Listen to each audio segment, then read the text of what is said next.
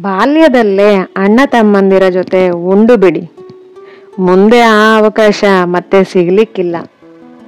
ಹೆಂಡತಿ ಬರುವ ಮುಂಚೆಯೇ ತಾಯಿಯ ಸುಖ ಅನುಭವಿಸಿ ಬಿಡಿ.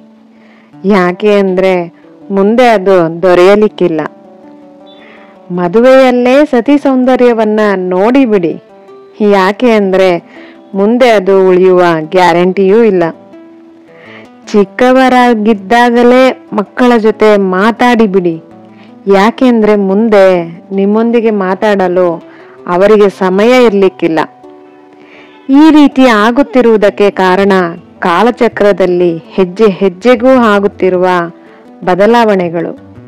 ಒಂದನ್ನು ಪಡೆಯಲು ಹೋಗಿ ಮತ್ತೊಂದನ್ನು ಕಳೆದುಕೊಳ್ಳುವುದಕ್ಕೆ ಇವುಗಳೇ ನಮ್ಮ ಮಣ್ಣ ಮುಂದೆ ಇರುವ ಒಳ್ಳೆಯ ಉದಾಹರಣೆಗಳು.